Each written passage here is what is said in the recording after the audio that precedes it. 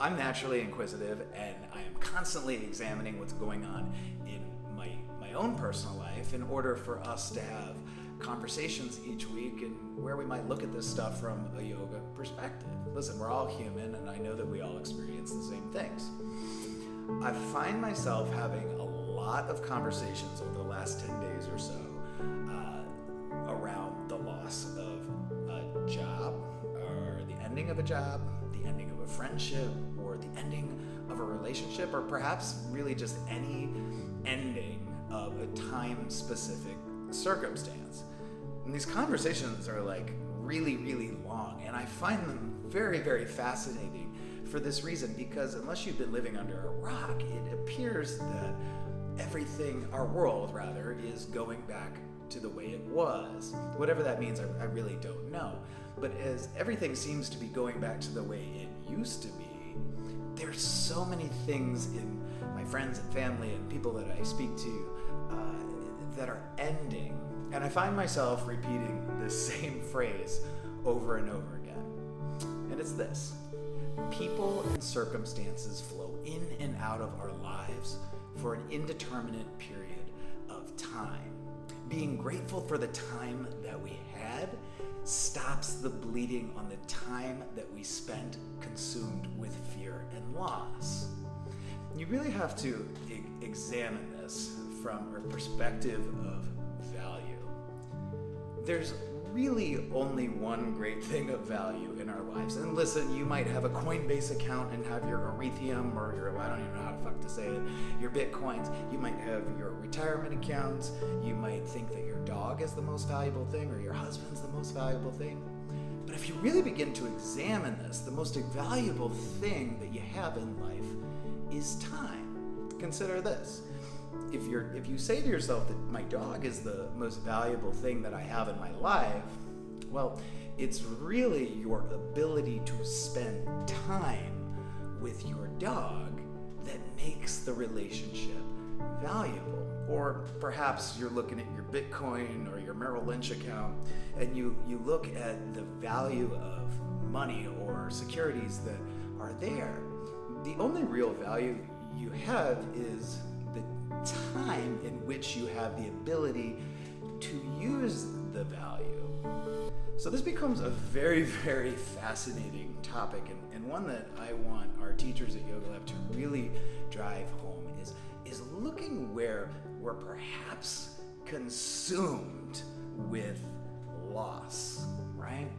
This is where we can create an incredible shift in the way that we're living. This is going to sound very, very harsh, but the reality of life is that you are going to die, and so am I. The only thing that is certain is that we have an indeterminate amount of time. I have to ask you, and I have to ask myself, how much of that time do I want to spend consumed in fear and loss? Now, this sounds like a hokey, simple shift, but it's an ideological shift that has the power to reframe and reshape what is possible in your life, right? If you begin to consider, I am grateful for having that 3 years with my ex, or I am grateful for the experience that I got at that job for the last 3 weeks, it shifts everything. In lieu of being like, I don't know what I'm going to do, or nobody's going to love me again. Listen, I gained this experience, and I'm walking out the door with it. I want you to consider that time is a fascinating concept as well. And again, people move in and out of our lives for indeterminate periods of time. Case in point, there's a gentleman that lives on the corner right below me in my building. He lives on the streets. He's a homeless gentleman. And 5 minutes that I've spent with Willie has done more for me and shaped my way of thinking than any New York Times bestseller or any freaking bullshit yoga book, right? Or any person that has a PhD behind their last name. My 6 minutes that I've spent in my entire life with Willie from the corner, right, has shaped my life in more ways than any book or any person. And here's the reality. Listen, Willie moves in and out of my life for an indeterminate period of time. I may never see him again. If you begin to look at all scenarios in your life as a time-based situation and what you can walk out of it, you begin to step in a gain mindset. What do I take away? This becomes really, really, really powerful. What is forbidden in Yoga Lab to say this week is let all the things go that are not serving you. That is hollow and dumb, and quite frankly, if I hear it, I'm going to blow my brains out. The reality of life, again, is if I can grasp hold of the idea that people move and flow in and out of our lives to create experience, some that you may see as negative or bad, those are the things that we should grasp hold tightly and be grateful for.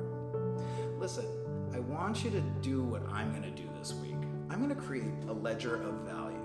How much of my time have I pissed away being consumed by fear and loss over a time-based situation?